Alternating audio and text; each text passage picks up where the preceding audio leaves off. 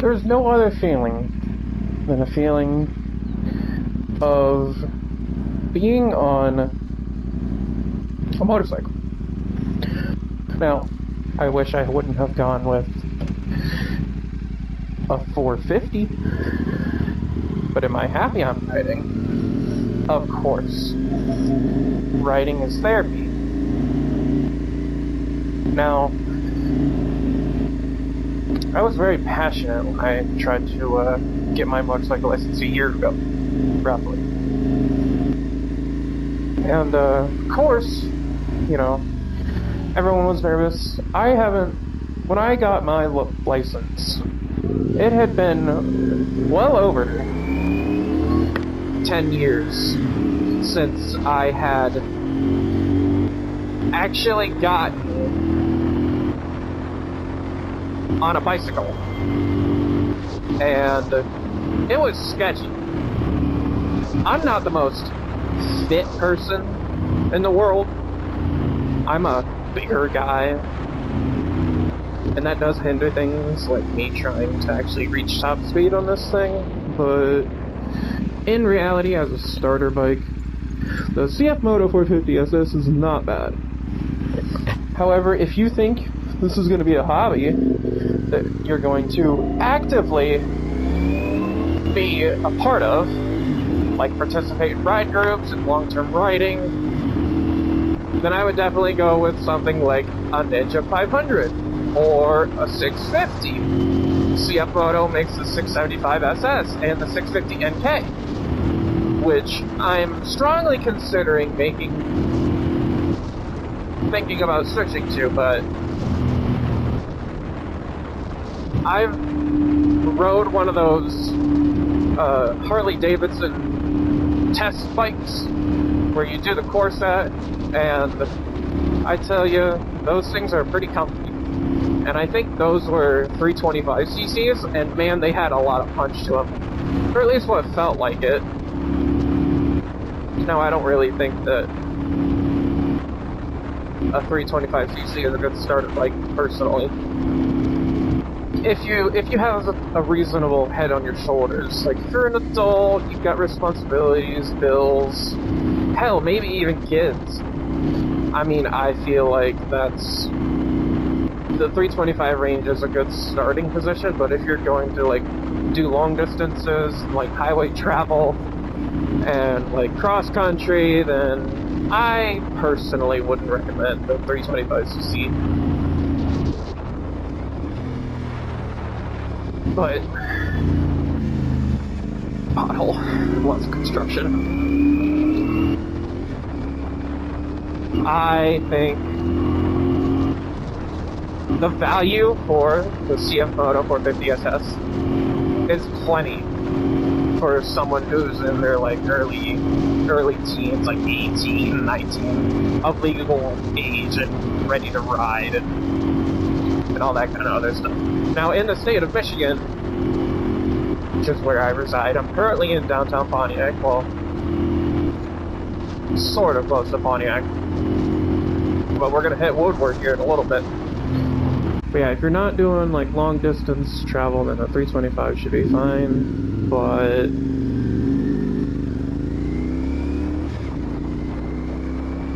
not exactly what I would recommend. And obviously everyone's opinion is going to be different, but coming from a brand new rider standpoint, I strongly recommend getting something above a 450. I mean, even a 500 should do you just fine.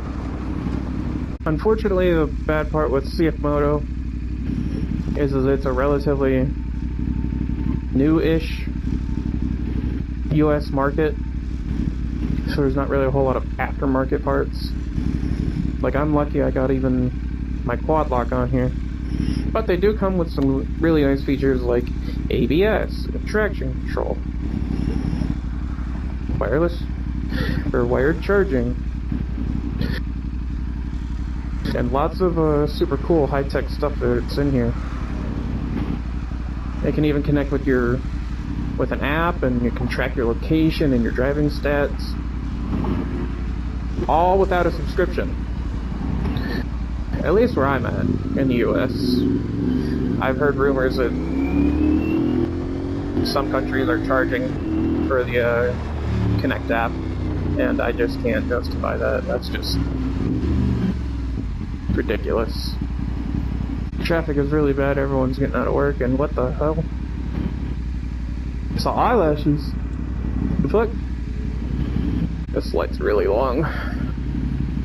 Now, I've never done a moto vlog per se, but you know, you really don't know what to do out here.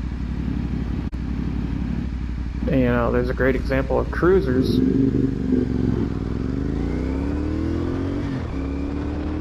I personally don't care what you ride, but there's definitely those Harley guys that are trying to intimidate you, you know, make you pull off the road and push you off the road and kind of bully you. And those guys are assholes, you know. Those guys aren't the actual bike community that we all love.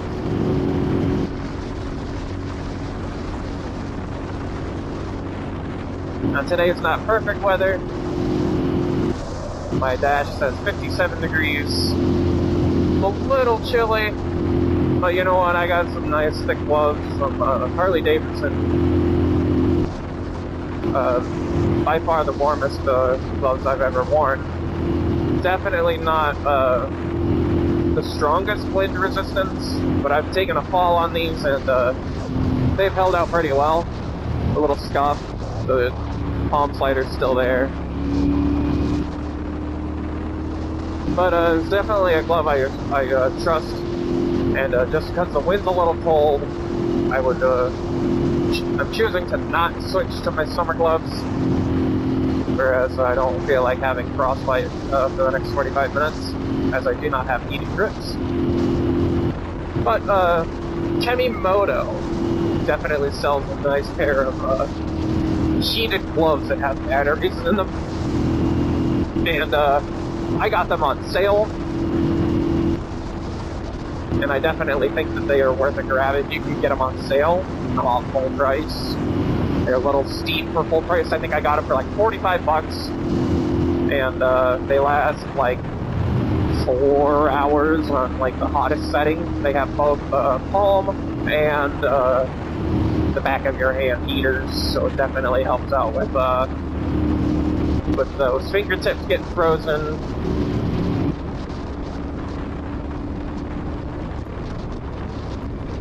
But all in all, go with your gut on what you can do for a bike and what you think you would like the most. Don't go out there trying to have your buddy be like, oh yeah, get this BMW S1000RR and not be able to handle it, you know? You know, sit on the bike if you can, and if you have your permit, give it a test drive at some dealerships. You know, some of them are really willing, and I think cfmoto currently is having like a 3% rebate on all of their bikes, or at least a select them, a handful of them. Not sure about the specifics of the details exactly, but I do know that they've got a good sale going on. And this is a kind of a nice Durango.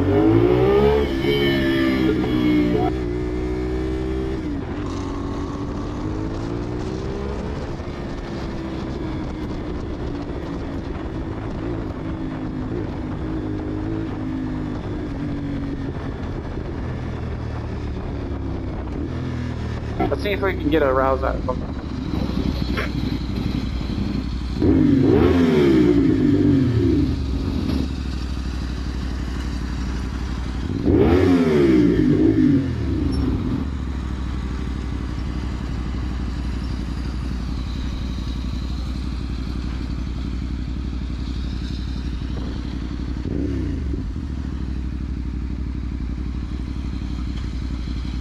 Come on, give me a little rev.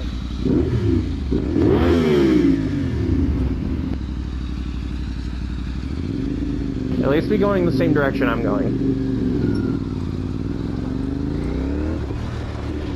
Oh, bye, Durango.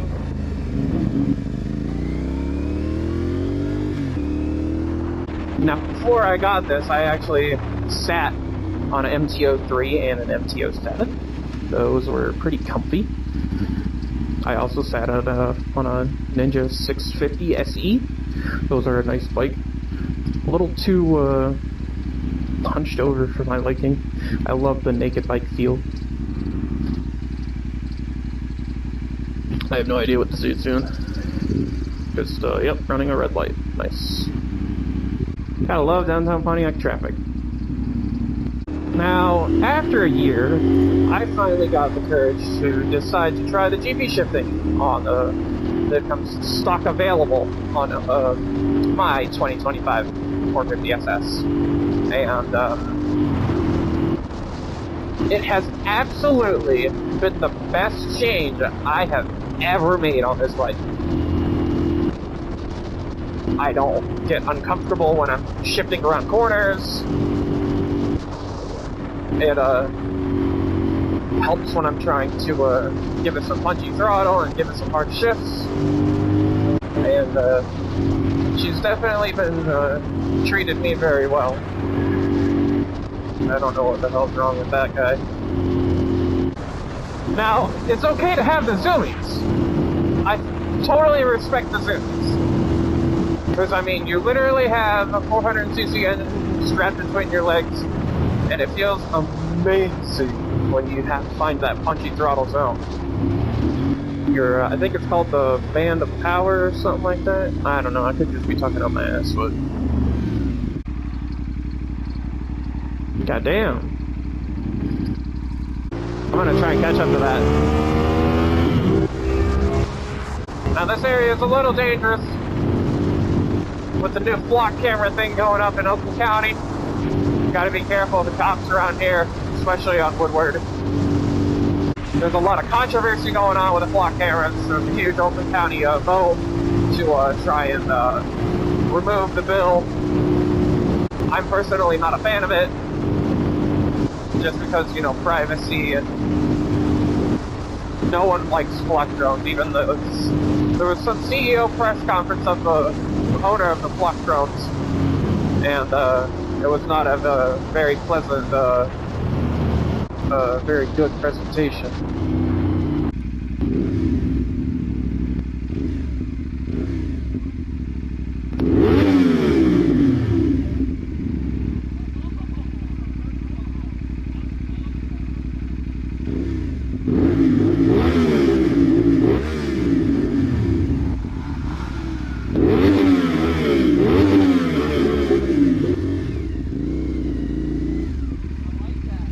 Sweet, dude. What's up? That sounds nice, bro.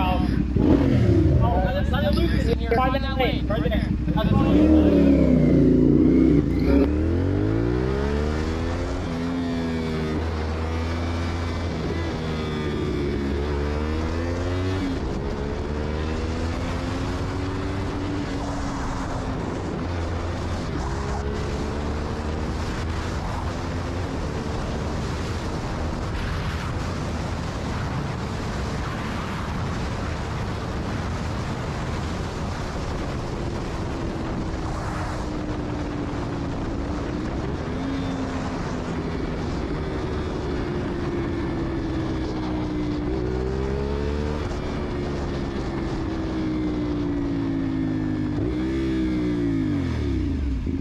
There we go, we got a little action.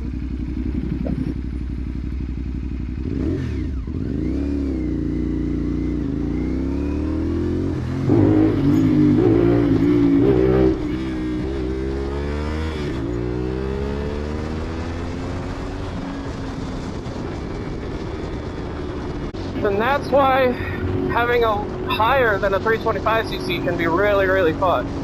Now this thing doesn't have a really, really high top speed like I was saying earlier, but it's definitely got some punch in the city. Nothing that your average foreign breaker could more than likely beat in a 0 to 60.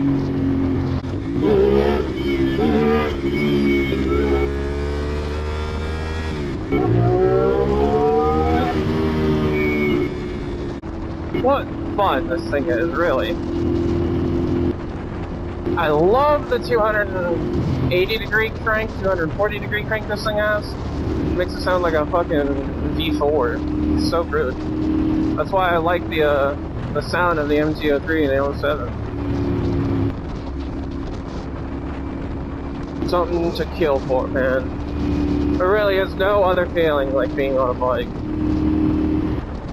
I don't know how many times I have to say it. I'm not afraid to say it a million times more, because being on a bike is just so therapeutic.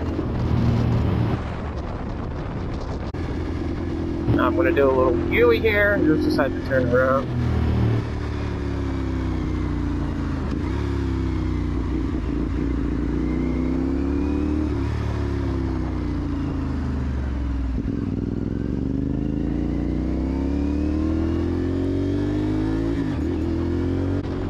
It is so much easier to upshift with the GP shift. Just flick my foot down instead of having to reach my foot underneath the shifter. I've thought about removing the stock mirrors, but I like how wide the view gives me. I don't have to really look over my shoulder and do a shoulder check. Even though that's what they teach you in the MSF course, is to always check your shoulder.